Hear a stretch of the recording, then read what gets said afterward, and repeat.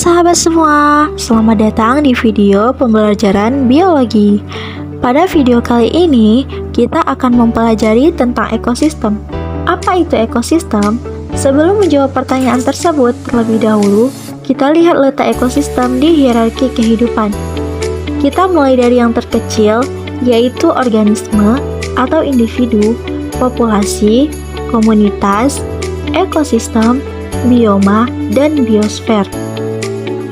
Ekosistem adalah suatu sistem ekologi yang terbentuk oleh hubungan timbal balik, tak terpisahkan antara makhluk hidup dengan lingkungannya. Ekosistem bisa dikatakan juga suatu tatanan kesatuan secara utuh dan menyeluruh antara segenap unsur lingkungan hidup yang saling mempengaruhi. Sebelum dilanjutkan ke video selanjutnya, jangan lupa like, subscribe, share, and comment. Dan jangan lupa nyalakan lonceng notifikasinya.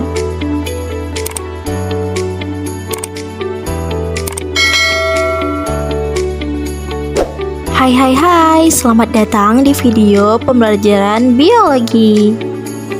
Pada video kali ini, kita akan mempelajari tentang ekosistem. Apa itu ekosistem? Sebelum menjawab pertanyaan tersebut, terlebih dahulu kita lihat letak ekosistem di hierarki kehidupan.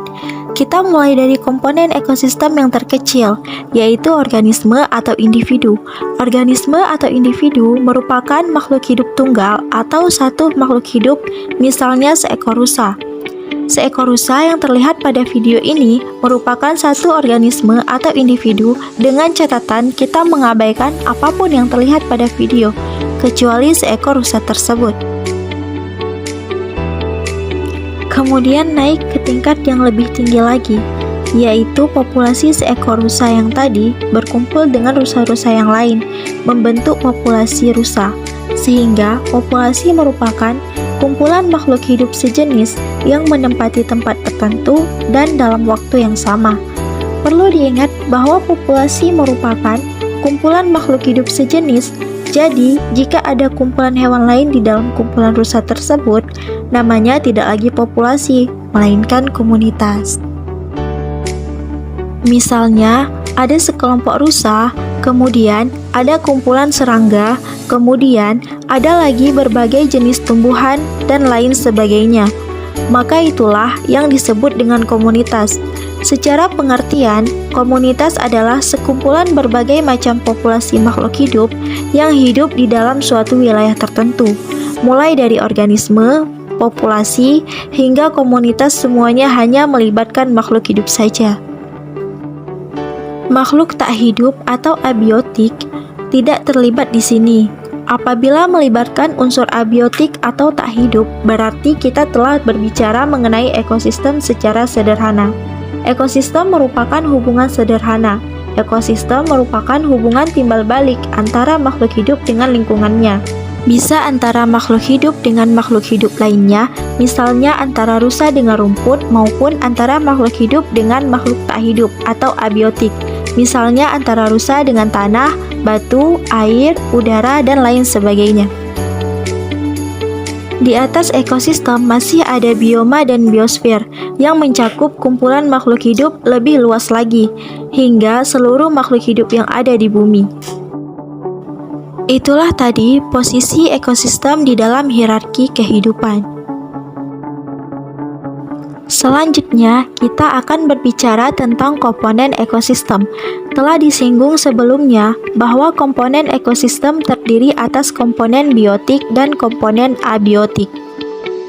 Komponen biotik mencakup seluruh makhluk hidup yang ada di bumi, baik berupa hewan, tumbuhan, maupun mikroorganisme.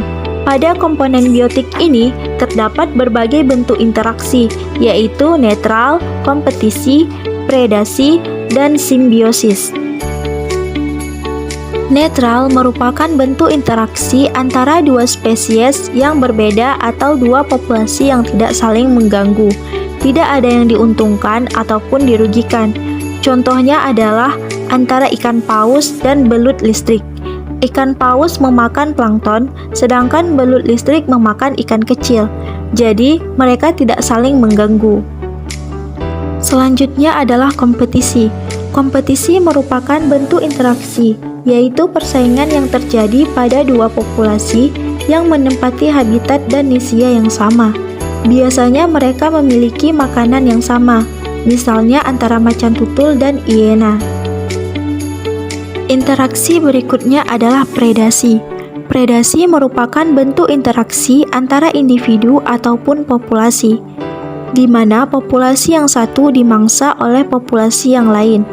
Ini berarti interaksi antara predator dan mangsa. Misalnya terjadi di antara rusa dan macan tutul. Macan tutul adalah predator dan rusa merupakan mangsanya. Yang terakhir adalah simbiosis. Simbiosis dibagi menjadi 3, yaitu simbiosis mutualisme, simbiosis komensalisme, dan simbiosis parasitisme. Simbiosis mutualisme merupakan simbiosis yang saling menguntungkan kedua belah pihak. Misalnya simbiosis antara ikan badut dan anemon laut. Dengan adanya ikan badut, anemon laut mendapatkan keuntungan terhindar dari alga, invertebrata, dan ikan-ikan lain yang hendak membahayakannya. Sementara itu, ikan badut selain mendapatkan makanan, ia juga mendapatkan tempat tinggal yang nyaman. Kemudian yang kedua adalah simbiosis komensalisme, di mana satu makhluk hidup diuntungkan, sedangkan yang satu lagi tidak diuntungkan maupun dirugikan. Contohnya simbiosis antara tumbuhan anggrek dan pohon mangga, di mana anggrek mendapatkan keuntungan karena memiliki tempat untuk tumbuh, mendapatkan sinar matahari, air, dan zat hara lain dengan menempel di pohon mangga. Sedangkan pohon mangga tidak mendapatkan keuntungan maupun kerugian karena keberadaan anggrek tersebut. Simbiosis yang terakhir adalah parasitisme, di mana makhluk hidup yang satu mendapatkan keuntungan dan yang lain dirugikan. Contohnya simbiosis antara kutu dan hewan. Sudah sangat jelas di sini bahwa kutu diuntungkan dan hewan yang dihinggapnya dirugikan. Selain komponen biotik, terdapat juga komponen abiotik ataupun lingkungan. Komponen abiotik mencakup seluruh benda-benda yang tak hidup, misalnya air, tanah, udara, bebatuan, dan lain sebagainya. Komponen abiotik ini dapat menunjang kehidupan dari komponen biotik, dan keduanya berinteraksi dengan melakukan hubungan timbalik yang dapat menguntungkan maupun merugikan satu sama lain. Setelah kita pelajari komponen ekosistem, selanjutnya kita akan membahas tentang jenis-jenis ekosistem. Berdasarkan asal terbentuknya ekosistem dapat dibedakan menjadi 2, yaitu ekosistem alami dan ekosistem buatan. Ekosistem alami merupakan ekosistem yang terbentuk secara alamiah, tanpa adanya campur tangan manusia.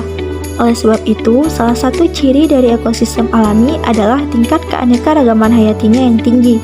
Contoh ekosistem alami adalah ekosistem hutan, ekosistem danau, ekosistem sungai, ekosistem laut, dan lain sebagainya. Kemudian yang kedua adalah ekosistem buatan. Ekosistem buatan merupakan ekosistem yang terbentuk karena adanya campur tangan manusia. Artinya, ekosistem ini sengaja dibuat oleh manusia dengan tujuan untuk mensejahterakan kehidupannya. Oleh karena itu, ekosistem ini dapat dicirikan dengan tingkat keanekaragaman hayatinya yang rendah. Karena jenis dan jumlah hewan atau tumbuhan yang ada di ekosistem tersebut telah diatur oleh manusia yang membuat ekosistem itu. Contohnya ekosistem sawah, ekosistem kolam, ekosistem kebun, dan lain sebagainya. Thank you for watching. Sampai jumpa di video selanjutnya. Bye-bye.